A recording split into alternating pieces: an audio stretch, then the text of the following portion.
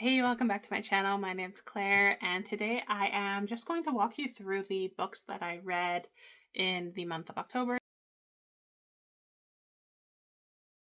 So these will all be the books that I finished in October. I didn't necessarily start all of them, but I did read most of them in full. And when I say read, there were a few that I read the actual books, and a lot of these I listened to as audiobooks. And I do listen to my audiobooks really quickly, so I'm able to get through quite a few. I usually listen to them on triple speed if able to. Some of them I do need to slow down to double speed or 2.5, but there's quite a long list. I go through phases, so this is a month where I was really into listening to books, and then I'll have months where, I don't really read or listen to any books at all. So I have my Goodreads up just because there's so many. And I'll just kind of walk through the books, what I thought of them, and the rating that I gave them. I do have a Goodreads account, which I will link in the description if you're interested. I'm not currently doing like written reviews, but I just do a star for myself to remember how much I enjoyed the book. And what I will be doing is I'll add a screenshot in the corner just showing kind of what the books were, just so you can see like what the cover looks like and all of that. So the first book I read is called Leaning on Air, and it is by Cheryl Gray Bostrom. And this is an author that is new to me. I just found her on the Libby app, and I really enjoyed her books. I actually read 2 books from her this month. So this is the first one. I did give this one 5 stars. And this one essentially, both of her books were, I believe, based in Washington State, but kind of in the country area. So this book, it was a girl. She seemed about like university age, maybe a little bit older. And she reconnects with a boy that she was friends with in her past.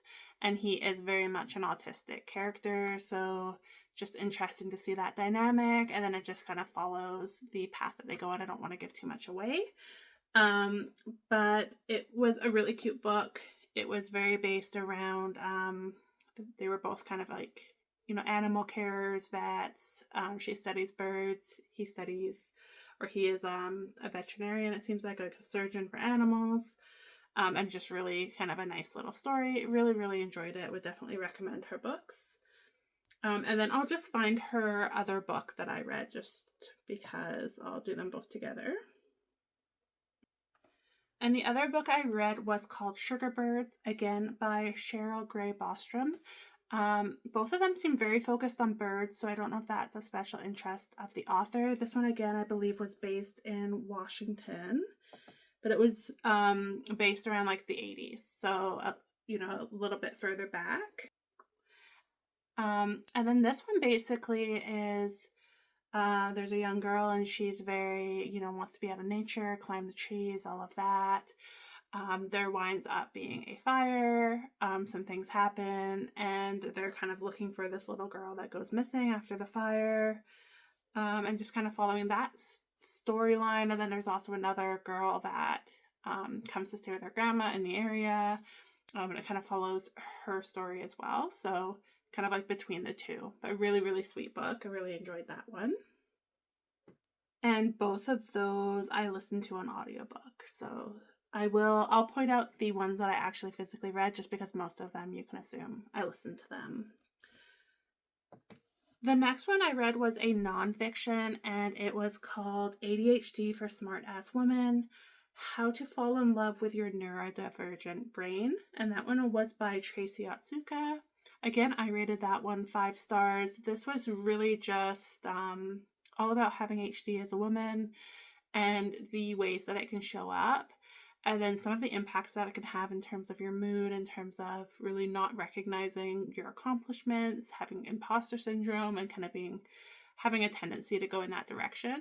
Also talking about like the impacts that ADHD can have on depression and anxiety and the correlation there, and really just reframing how you look at it and trying to find your strengths. It's not something that I have been diagnosed with myself, but the more I am starting to look into it and read about it, the more I very much think I probably have ADHD, at least in some form.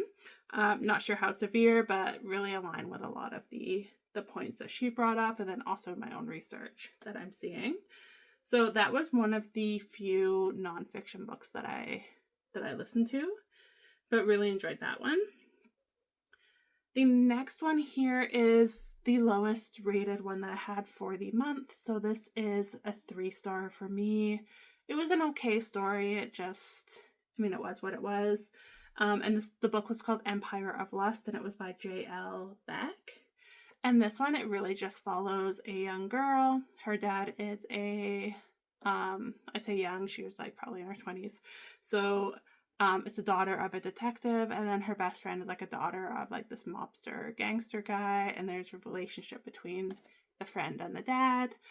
And it really just kind of follows that kind of romantic story, as you can probably tell from the title.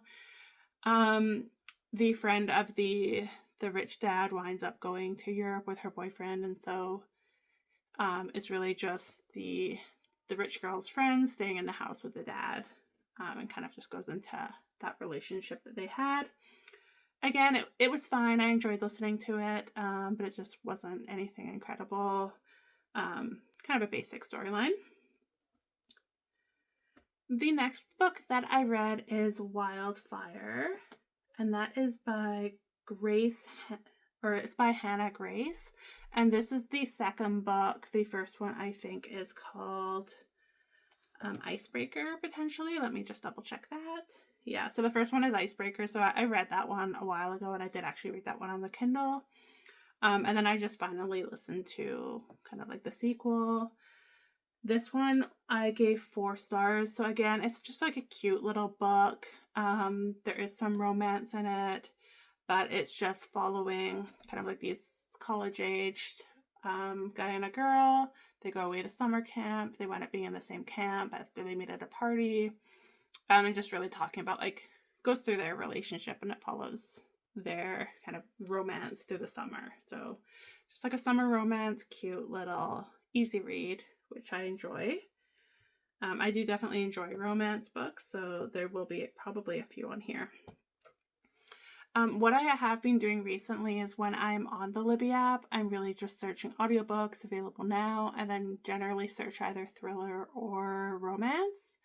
And then I just scroll through and see what catches my eye. So I'm not usually going in with the intention of a certain author or trying to find a certain book. I am really just kind of doing a little bit of book roulette and seeing kind of what comes up. So some of these may be kind of more obscure authors. You may know them though. So the next book that I listened to was The Nowhere Child, and that was by Christian White. And this is based on, I gave this one 5 stars. I really enjoyed this one, but it was basically a woman in Australia. And then she has a man that comes and finds her and claims that he's her long lost brother and she was kidnapped. And it's just her going through trying to figure out her identity, figure out what actually happened. Is it really her? And just kind of going through that personal journey. So really, really enjoyed that one. It was just a bit of a different kind of topic and plot than I have really read in quite a while. So really enjoyed just the uniqueness of that storyline and how it was put together. The next one is just another cute little one. So it's called Summers at the Saint, and it's by Mary Kay Andrews. I think she's quite a popular author. I gave this one 4 stars. And essentially this is just like a summer retreat in a wealthy area. And I'm trying to figure out how much to give away, but it's a little bit of a thriller. There is a murder that happens in the book, and then it's really just figuring out like what happened. Was it a murder? Was it not a murder? It looks suspicious, and then it's basically just like going through and figuring out what happened, and just kind of going through that. It's a bit of a mystery. I did enjoy it. Like I said, 4 stars. A bit of a kind of lighter mystery type book, but really, really enjoyed that. The House on Biscayne Bay is another one that I listened to. I gave this one 4 stars as well. And this one was just really unique. So it was basically like this extravagant mansion that was built in Florida. And a man builds it for his wife. And there's just a few people that kind of turn up dead, that fall off the cliffs near the house. And it just seems like the house is kind of, there's weird vibes, and, is it potentially haunted? Are people being murdered? Are people kind of dying by accident? Like, what is happening? And it goes through that family, and then it goes through another couple that winds up living there later as well. And just really interesting. Again, a book that I haven't really read anything similar or listened to anything similar to that. It was a little bit unique in the type of story it was, and just really enjoyed it. So that one was by Chanel Cleaton, The House on Biscayne Bay. But yeah, really interesting read. And then I also read a couple of books by Frida McFadden. So the first one I'll go through is The Perfect Son. And I think this one, I'm just checking my rating. So I gave this one 4 stars as well. And this one is essentially, there's a high school girl and she goes missing. And the son has a lot of kind of sociopathic tendencies. So he is the perfect son in terms of, how he behaves. He's like the model student. But there's just a few things that seem off, a few things he did when he was a child that were suspicious. And it's really just kind of like going through the plot of, did the son do it? Is it someone else? Kind of what's going to happen. The son gets romantically involved with a girl, and it's just really going through mostly from the mother's perspective, like of being this doting mother and her son being like the perfect son, but also having this feeling in the back of her mind, like, he would have the potential to cause the girl to go missing, and kind of like that internal battle. So again, that one was a great book. I really enjoyed that. The next one that I'll talk about is called The Last Time She Saw Him. So again, this one is 4 stars. I'm not a super hard rater. Like, if I really, really enjoy a book, I'll give it 5 stars. And if I like it, I'll give it 4. 3 would be like, oh, it was fine. I enjoyed it. But that's kind of how my rating is. It's not like a super hard to get a 4, but it does mean I really enjoyed the book. So the next one here is called The Last Time She Saw Him, and it's by Kate White. So I did give this one 4 stars. And it's essentially this woman, she goes to a party and she sees her ex-fiance. And then he does wind up dying, and he's found in his car. And so it's just her trying to figure out what happened. They claim it was a suicide, but she's not really sure. Like, she doesn't think he would kill himself, and she's trying to uncover what the actual truth is. Did he kill himself? Did he not? And just really going through that process. I really enjoyed that one. Again, it was a bit of a thriller, a bit of a lighter read, but a cool book to go through.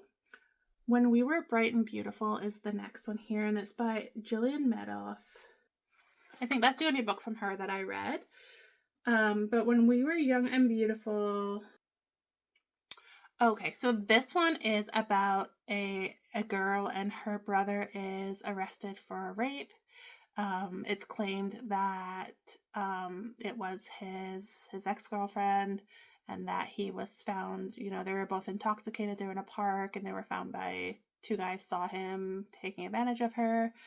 And essentially it is going through the process of this girl who was adopted into the family. It's kind of like her brother that she's closest to, and feeling like he's being set up by this crazy ex-girlfriend, and going through the process. They're a very wealthy family, try to secure a lawyer, trying to stand by him. And there's also a lot of talk about her relationships with an older gentleman, and her trying to keep her distance from him, and kind of going through all of that. So a bit more intense in terms of the storyline, but I really enjoyed the book. I did give this one 5 stars. So I thought it was a great storyline. It was a great kind of topic that needs to be discussed more in terms of, the essay and all of that. But it's just talking about kind of like the relationship, and is it a false allegation or is it true? And going through that process of her trying to navigate that with the family. And then the next books I read two of them by the same author. They are part of the same series. I didn't see the third one on Libby, or if there's a third one, but it is the Reagan Merritt series. They're written by Allison Brennan. The first one is the sorority murder. So I give that one 4 stars, and that was essentially, there's a university student and he is doing a podcast as his thesis to figure out what really happened to a girl that went missing from the campus many years ago. And it's kind of him trying to uncover that, and he's working with this Reagan Merritt person that is kind of in law enforcement, and trying to get her help on the podcast to uncover what really happened, to try to get people to reach out and provide more information if they know what happened, or they have anything that maybe they don't think is relevant but could be relevant. And it's just going through the story of trying to figure out like what really happened to this girl that went missing, and just uncovering all of that. So definitely, I really enjoyed both of these. I give them both a 4-star, and I enjoyed that one, so I did go on to the second one. And the second book in the series is called Don't Open the Door. And again, it is centered around this Reagan Merritt character. And this one is basically, they mentioned it in the first book, but her son was murdered. And it's basically trying to figure out, like, why was he murdered? What happened? She goes back to where she was originally from with her husband and kind of reconnects with him. And there's a lot of kind of suspicious stuff happening. And her detective friend that's helping to try to uncover what happened to her son. The reason she goes out there is because he winds up being murdered when he's about to go into a meeting and kind of uncover what he's found. And it's her trying to figure out, like, why was he murdered and what happened and what was he uncovering about the murder of her son. So a little bit more intense of a storyline, but I definitely enjoyed both of those books. I have another Frida McFadden book that I listened to, and it was called The Boyfriend.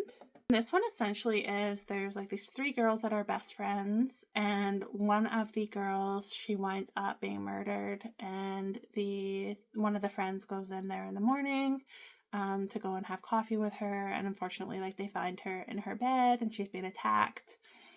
And it's really just trying to figure out, like, what happened. She had this mystery boyfriend that what is a surgeon and potentially, you know, seems like someone that could have done it, but they never actually met him. They never knew his name. They never learned who he was.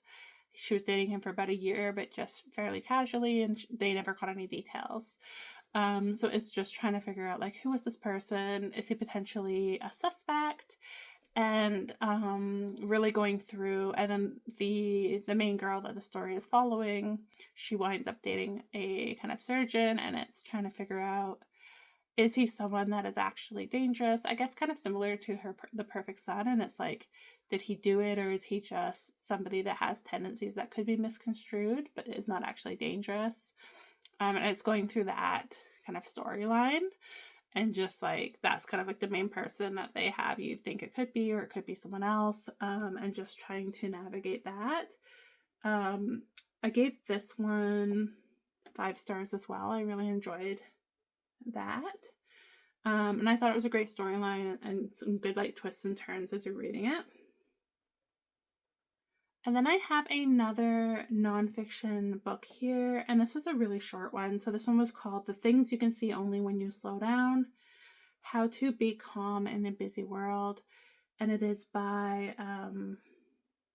Heyman Sunim and Shi Young Kim, who was a translator. And this one was just like, it was basically kind of like, almost felt like a series of quotes. So I gave it 4 stars. I mean, I enjoyed it. It was an easy listen, especially listening to it quickly. But I think even if you listen to it normal speed, it's like a 3-hour book. So it's just like really short and sweet. But it was a lot. It felt like a lot of kind of quotes, like kind of back to back, like just little kind of tidbits of advice. But I did really enjoy it. It felt like a nice little, a sweet little listen. Just some good reminders of how to approach life. The next one here is by Frida McFadden as well. I did give this one 3 stars, and this is more of like a mini story. I think it was like an hour or two if you listen to it normal speed. It's just a short story about the gift. And it's about this girl that goes back to kind of like this strange woman's shop and gets to get a gift for her boyfriend that she can't afford to get a gift for, and she's trying to do a trade. And it's just kind of like walking through a little kind of mystery thriller story. It was cute. But 3 stars. Again, I mean, it was a short story, so I didn't have super high expectations, but I also kind of went into it not realizing it was so short until I started listening to it. So a little bit of a different vibe, and if you enjoy short stories, you'd probably like it, but it wasn't fully kind of up my alley. And then another one that I have here is Book Lovers by Emily Henry, and I gave this one 4 stars. This was kind of a cute one. It's about a woman that is an editor, and she meets another man that's an editor. And then she winds up going to the small town, and he is there, and it's just a nice little love story kind of about them kind of meeting and getting over their own kind of issues and breaking their walls down, and kind of pursuing this relationship that they know, that they may not be able to make work. A little bit of like kind of mild enemies to lovers, but not really, like just a little bit of tension to start. But a really, really sweet read, and I gave that one 4 stars. I just thought it was a cute little book. The next one here it was a physical book that I read. This one took me quite a while to get through. I don't know why. I really enjoyed it, but just physical books for me, sometimes I have to just be in a really specific headspace to be able to focus. I'll sit down, but just being able to actually focus on reading, I find difficult. That's why when I listen to audiobooks, I like to listen to them quickly because it keeps my attention, because I'm not able to really stop focusing just because of the speed. But The Painted Girls, this one's by Kathy Marie Buchanan. I gave it 4 stars. And it follows these 2 sisters in France many years ago. I want to say it's like in the 40s, 50s, potentially even before that. And they're ballerinas, and it's talking about kind of like their lives as ballerinas, and a lot of the women in that class having to work in wash houses or be ballerinas, and a lack of food, a lack of money, and it really just follows their journey. And one of these sisters kind of falls in love with a guy that's not a great guy. He's a bit of a drinker. And again, just following that story when, you're young and in love, and maybe not with who you should be in love with, and not trusting who you should be trusting, and really just following kind of their life. And I thought that was a beautiful book. Another physical book that I read is called The Invisible Hour. And that one was by Alice Hoffman. I gave it 3 stars. It's about a girl that gets pregnant very young. When she runs away from home, she meets another girl, and they go to what they think is going to be this great place, and it winds up being a cult. And then the story really follows like her there, and then it follows her daughter's journey once you get into the book a bit more. Her daughter's obsessed with Nathaniel Hawthorne, who wrote The Scarlet Letter. And it's a bit of a time travel story. So she goes back in time and like meets him, and they have a romance. And it's kind of like going back and forth between the different times. I mean, it was a decent book. I enjoyed it. I read the whole thing. And I did think it was a nice book, but I didn't realize when I picked it up, because I tend to just pick up books and read. I didn't realize it was like a time travel kind of thing. And that's just not really my vibe personally. And then the last book that I read, I finished in October. Again, this one took me a while to get through, but Kristen Hanna, The Woman. That one, it follows 3 women that are in the Vietnam War. So a little bit of a heavier topic. And they're the nurses in the war, but it's at a time when, the public is being told there's no women in Vietnam. and then they come home. So it follows them in the war and a lot of the things that they go through, which is quite intense. And then essentially when they return back to the US, it's following one of the girls primarily, and then there's some parts where you have her perspective kind of with her friends, but follows her journey back to the US and just navigating all of that, and a time where, you know, it was kind of shameful for women to be in the war. Nobody believed they were there. Dealing with PTSD when there's really no support at all for any of the veterans, but especially for women who were not really afforded even the support that the male veterans had. And it was a really good book. As with a lot of Kristen Hanna's books, it was a little bit more intense. But I really love her books. I really think they're great. So I definitely recommend that one. It was a fantastic read, but as you can see, it's, you know, it's a decent thickness, but really well written, and would definitely recommend that. So that is the end. That's all the books I read this month. Some of them, as I mentioned, were physical books that I finished in October, but I did start them quite a while before October. And I hope you enjoyed this video. If you would enjoy it, like, if you'd like to see other videos kind of similar to this, talking through the books that I read when I do have a good book month, or even when I don't, maybe I only read a couple or listen to a couple, let me know, and I'd love to film more videos like this for you. I hope you have a beautiful day. If you haven't already, I would really appreciate if you like this video and subscribe to my channel. It does really help me out a lot. Thank you.